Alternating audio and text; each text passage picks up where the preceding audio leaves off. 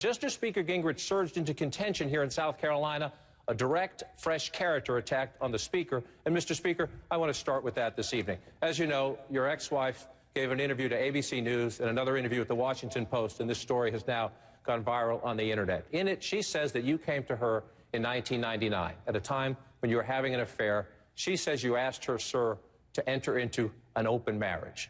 Would you like to take some time to respond to that? No, but I will.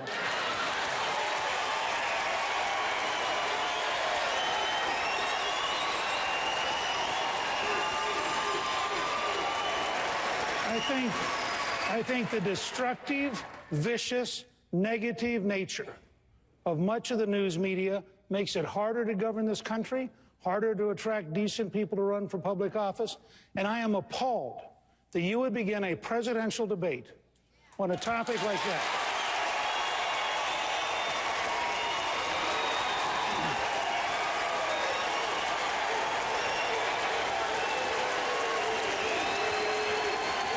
Is that all you want to say, sir? Let me finish. Please.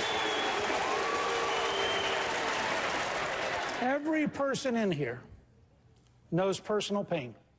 Every person in here has had someone close to them go through painful things.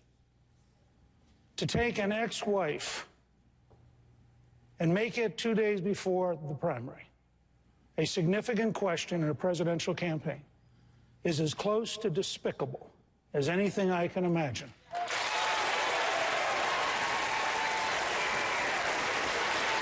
My two daughters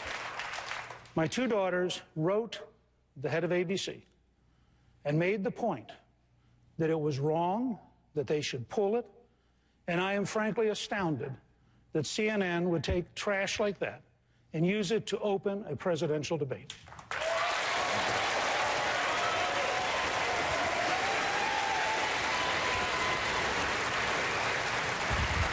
As you noted, Mr. Speaker, this story did not come from our network. As you also know, it is the subject of conversation on the campaign. I get your point. I take your point. John, it was repeated by your network. You chose to start the debate with it. Don't try to blame somebody else. You and your staff chose to start this debate with it. Now, let me be quite clear. The story is false. Every personal friend I have who knew us in that period says the story was false. We offered several of them to ABC to prove it was false. They weren't interested because they would like to attack any Republican. They're attacking the governor. They're attacking me. I'm sure they'll presently get around to Senator Santorum and Congressman Paul. I am tired of the elite media protecting Barack Obama by attacking Republicans.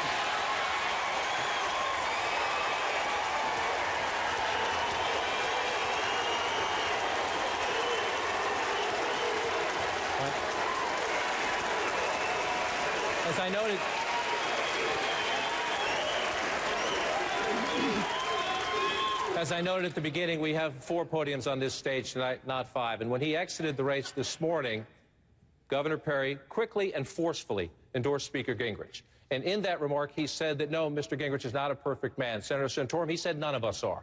And he said he believes in his Christian faith. It guides him to the value of redemption. Speaker Gingrich doesn't believe this is an issue. Governor Perry says this is not an issue. I just want to start with you, sir, and go down. Do you believe it is? I've answered this question repeatedly throughout the course of this campaign. I am a Christian, too, and I thank God for forgiveness. But, you know, these are issues of our lives, and what we did in our lives are issues of character for people to consider. But the bottom line is, those are things for everyone in this audience to look at. And they're going to look at me, look at what I've done in my private life and personal life, unfortunately. What I say is that this country is a very forgiving country. This country understands that we are all fallen. And I'm very hopeful that we will be judged by that standard and not by a higher one on the ultimate day. Governor Romney?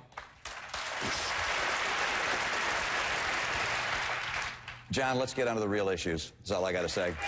Congressman?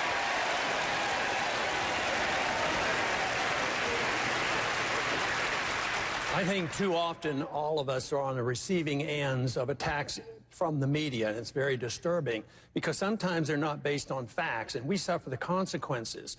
You know, sometimes it reminds me of this idea of getting corporations out of running campaigns, but what about the corporations that run the media? I mean, they're always in charge.